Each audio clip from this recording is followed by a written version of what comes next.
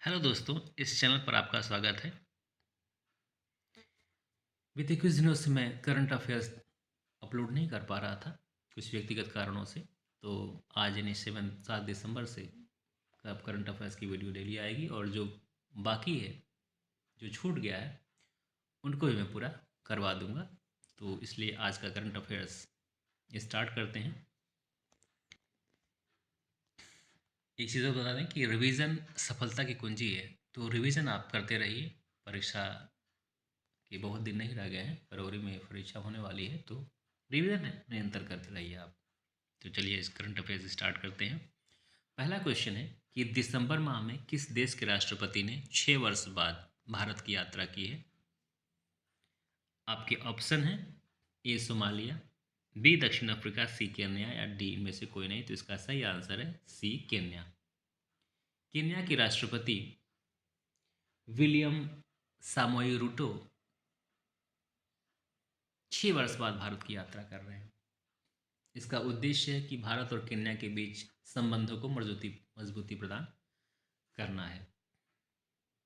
दूसरा क्वेश्चन है कि दिसंबर माह में बंगाल की खाड़ी में उत्पन्न कौन सा चक्रवात तमिलनाडु, आंध्र प्रदेश सहित पूर्वी तट पर भारी तबाही मचाया? आपके ऑप्शन है ए मिचोंग, बी तेज, सी मार्केस या डी में से कोई नहीं। तो इसका सही आंसर है ए मिचोंग। मिचोंग बंगाल की खाड़ी में उत्पन्न चक्रवात ने तमिलनाडु और आंध्र प्रदेश सहित पूरे तट पर भारी तबाही मचाया। इससे जनधन की काफ़ी हानि हुई है। एक अन्य फैक्ट जो अक्सर परीक्षाओं में पूछ लिया जाता है कि जो भारत में जो वर्षा होती है वो किस मानसून से होती है? तो भारत में अधिकांशतः वर्षा जो होती है वो दक्षिण पश्चिम मानसून से होती है, और यह वर्षा जो होती है वो जून से सितंबर के मध्य में होती है। लेकिन लौटते हुए मानसून जिसको होता है उत्तर पूर्वी मानसून से जो वर्षा होती है वो खासकर तमिलनाडु में और कुछ हिस्से में आंध्र प्रदेश में होती है, और यह वर्षा दिसंबर और जनवरी के मंथ में होती है। तो दोनों को आपको, ये फैक्ट को भी आपको याद रखना है, परीक्षा में अक्सर पूछ लिया जाता है। तीसरा क्वेश्चन है कि इंडिया इंटरनेट गवर्नेंस फोरम 2023 का आयोजन कहाँ किया गया था? आपके ऑप्शन है ए मुंबई, बी नई दिल्ली, सी बेंगलुरु या डी चेन्नई। तो इसका सही आंसर है बी नई दिल्ली। नई दिल्ली में इंडिया इंटरनेट गवर्नेंस फोरम 2023 का आयोजन किया गया है। चौथा क्वेश्चन है आईएमएफ ने आईएमएफ ने कब तक $5 ट्रिलियन की अर्थव्यवस्था बनने के साथ तीसरी सबसे बड़ी जीडीपी होने का अनुमान व्यक्त किया है? कब तक व्यक्त किया है? आपके ऑप्शन है वर्ष 2027-28, वर्ष 28-29, वर्ष 29-30 या डी में से कोई नहीं। तो इसका सही आंसर है ए वर्ष 2027-28 तक। आईएमएफ का अनुमान है कि भारत जो है वो $5 ट्रिलियन की अर्थव्यवस्था बन जाएगा। इसके साथ ही साथ तीसरी सबसे बड़ी जीडीपी भी 27-28 तक बन जाएगा। ये अनुमान है आईएमएफ का। आईएमएफ संबंधित अन्य तथ्य जो परीक्षाओं में अक्सर पूछ लिए जाते हैं कि आईएमएफ का full form international monetary fund, इसकी स्थापना कब हुई? तो इसकी स्थापना हुई है जुलाई 1944 में ब्रेटन वुड्स सम्मेलन के द्वारा। इसी सम्मेलन, ब्रेटन वुड्स सम्मेलन में ही वर्ल्ड बैंक की भी स्थापना हुई है।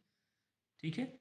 आईएमएफ के इस समय प्रबंध निदेशक क्रिस्टलिना जार्जीवा है, और आईएमएफ का कार्य है सतत विकास को बढ़ावा देना,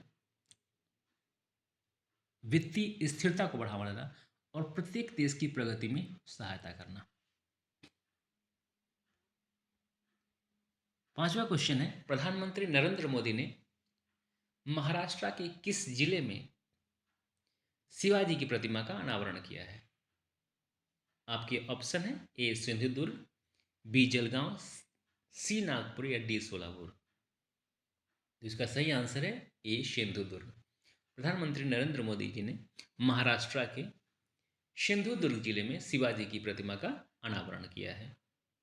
वहीं पर नौसेना दिवस का भी आयोजन किया गया था सिंधुदुर्ग जिले में ही, जिसमें विशिष्ट अतिथि के रूप में ये उन्हें सम्मिलित हुआ था। छठा क्वेश्चन है कि आई बी बी आई यानी भारतीय दिवालिया एवं शोधन अक्षमता बोर्ड के कार्यकारी निदेशक के रूप में किसे नियुक्त किया गया है? तो आपके ऑप्शन है A Jitesh Jaan, B Arvind Pal, C V Menon या डी में से कोई नहीं। तो इसका सही आंसर है ए जितेश जान। जितेश जान को आई का कार्यकारी निदेशक के रूप में नियुक्त किया गया है। आपको ये बता दें कि आई का फुल फॉर्म है the insolvency and bankruptcy board of India. इसकी स्थापना अक्टूबर 2016 में की गई थी। इसका कार्य है कि इंसॉल्वेंसी एंड बैंकरप्टेंसी कोड को सही ढंग से लागू करना। नेक्स्ट क्वेश्चन है कि निम्नलिखित में से किस राज्य में 115 मिलियन वर्ष पुराने सार्क जीवाश्म की खोज हुई है? आपके ऑप्शन है ए मध्य प्रदेश, बी राजस्थान, सी छत्तीसगढ़ या डी में से कोई नहीं। इसका सही आंसर है बी राजस्थान। राजस्थान के जैसलमेर जिले में 115 मिलियन वर्ष पुराने सार्क जीवाश्म की खोज हुई है। यदि आपको वीडियो अच्छा लगे तो लाइक और सब्सक्राइब कर दिया करिए। 8वां क्वेश्चन है कि जुलाई से सितंबर 23 के मध्य आवधिक श्रम बल सर्वेक्षण में किस राज्य में सबसे अधिक शहरी युवा बेरोजगारी दर्ज की गई है? आपके ऑप्शन है ए हिमाचल प्रदेश, बी पंजाब, सी तमिलनाडु या डी मध्य प्रदेश। तो इसका सही आंसर है ए हिमाचल प्रदेश। हिमाचल प्रदेश में जुलाई से सितंबर 2023 के दौरान आवधिक श्रम बल सर्वेक्षण में सबसे अधिक शहरी युवा बेरोजगारी दर्ज की गई है। नेक्स्ट क्वेश्चन है और इम्पोर्टेंट क्वेश्चन है कि संयुक्त राष्ट्र जलवायु परिवर्तन सम्मेलन COP28 के दौरान किस राज्य को वनीकरण प्रयासों के लिए अंतर्राष्ट्रीय सम्मान मिला है? आपके ऑप्शन है ए बिहार, बी राजस्थान, सी उत्तर प्रदेश या डी में से कोई नहीं। तो इसका सही आंसर है ए बिहार राज्य। बिहार राज्य को संयुक्त राष्ट्र जलवायु परिवर्तन सम्मेलन COP28 के दौरान वनीकरण प्रयास के लिए अंतर्राष्ट्रीय सम्मान मिला है। नेक्स्ट क्वेश्चन है कि हाल ही में किस राज्य में हम्प द्वितीय विश्व युद्ध संग्रहालय का अनावरण किया गया? आपके ऑप्शन है ए मेघालय, बी मिजोरम, सी नागालैंड या डी अरुणाचल प्रदेश। इसका सही आंसर है डी अरुणाचल प्रदेश। अरुणाचल प्रदेश में हम्प द्वितीय विश्व युद्ध संग्रहालय का अनावरण किया गया है। 11वां क्वेश्चन कि किस देश में वित्तीय जोखिम प्रबंधन के लिए एक प्रांत एक नीति का दृष्टिकोण अपनाया गया है? इंपॉर्टेंट क्वेश्चन है ये।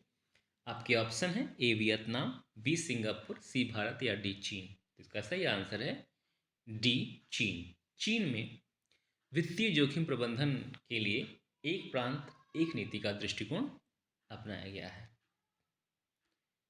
12वां क्वेश्चन है कि निम्नलिखित में से किस राज्य के नृत्य को यूनेस्को की मानवता की अमूर्त सांस्कृतिक विरासत के रूप में की सूची में शामिल किया गया है? आपके आंसर है ए गुजरात, बी मध्य प्रदेश, सी कर्नाटक या डी केरला। इसका सही आंसर है ए गुजरात। गुजरात का जो गरबा नृत्य है उसको यूनेस्को की मानवता की अमूर्त सांस्कृतिक विरासत की सूची में सम्मिलित किया गया है। आपको ये भी बता दें कि यूनेस्को का मुख्यालय पेरिस में स्थित है। ठीक है, धन्यवाद। वीडियो अच्छी लगे तो आप लाइक एंड सब्सक्राइब किया करिए।